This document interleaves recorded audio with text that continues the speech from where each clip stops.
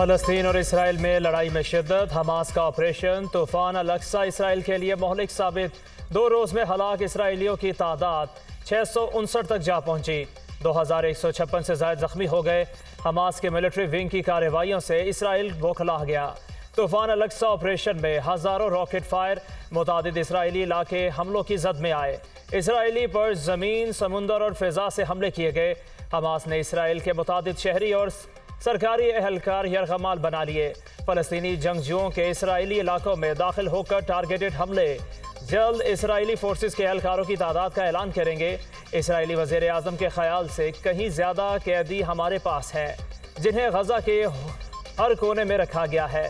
اسرائیلی طیاروں کے حملوں سے قیدیوں کو نقصان پہنچ سکتا ہے۔ ترجمان حماس۔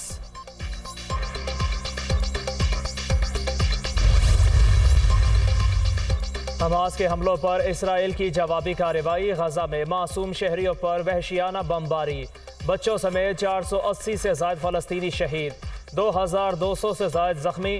اسرائیلی فضائی حملوں سے عمارتوں کو شدید نقصان۔ اسرائیل کا غزہ کے لیے تمام سپلائی معطل کرنے کا اعلان۔ فیول، اشیاء اور بجلی کی سپلائی معطل کر دی۔ غزہ رات بھر اسرائیلی بمباری سے گونجتا رہا۔ اسرائیلی فوج نے غزہ پر مکمل قبضہ کرنے کی دھمکی دے دی۔ اگلے 12 گھنٹے میں غزہ انکلیو ختم کر دیں گے۔ اسرائیلی حکومت کا اعلان۔ 42 سالہ کمانڈر نے حال کی ہلاکت کی تصدیق کر دی۔ اسرائیل اور فلسطین کی جنگ میں لبنان کی تنظیم حزب اللہ کی انٹری۔ جنگجوؤں کا 3 اسرائیلی فوجی چوکیوں پر حملہ۔ تینوں اسرائیلی فوجی چوکیاں مقبوضہ شیبہ فارمز میں ہیں۔ جواب میں اسرائیلی فوج کی جانب سے لبنان کے سرحدی علاقوں پر راکٹ حملے۔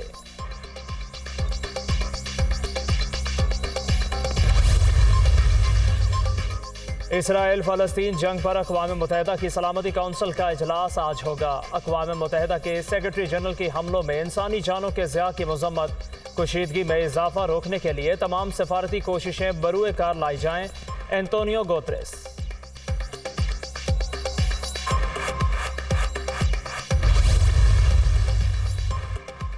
نواز شریف اس بار پھر آئیں گے اور ملک کو ٹھیک کر کے دکھائیں گے۔ نواز شریف واپس آ رہے ہیں اور ملک کے اچھے دن بھی ہیں۔ شیر کو ہرانے اور مٹانے والے کئی آئے کئی گئے، شیر وہیں کھڑا ہے۔ نواز شریف کے ووٹ پر ڈاکہ ڈال کر گھڑی چور کو حکومت دی گئی۔ جنہوں نے خدمت کرنی تھی وہ گالی دیتے رہے اور الزامات لگاتے رہے۔ مریم نواز کا جارحانہ انداز۔ سازش کے ذریعے نواز شریف کو اقتدار سے نکالا جاتا تو آج پاکستان یہ حال نہ ہوتا۔ آج سفید پوش کے گھر بیماری آ جائے تو سوچتا ہے بل ادا کروں یا دوائی لوں۔ پوچھنا چاہتی ہوں سی پیک کس نے بنایا؟ سڑکوں کو جال پورے ملک نے کس نے بچھایا؟ پاکستان کو ایٹمی طاقت کس نے بنایا؟ کراچی میں گرین لائن منصوبہ کس نے دیا؟ 14,000 میگا واٹ بجلی کے کارخانے کس نے لگائے؟ لیگی چیف آرگنائزر مریم نواز کا ٹھوکر نیاز بیگ میں جلسے سے خطاب۔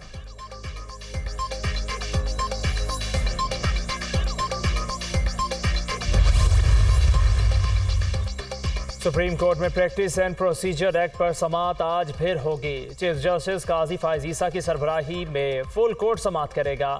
عدالتی کارروائی براہ راست نشر کی جائے گی۔ درخواست گزار امیر خان نے پارلیمنٹ کی کارروائی کا ریکارڈ جمع کروا دیا۔ سپریم کورٹ کا فل کورٹ اب تک 2 اور 2 لارجر اس کیس کی 5 سماعتیں کر چکا۔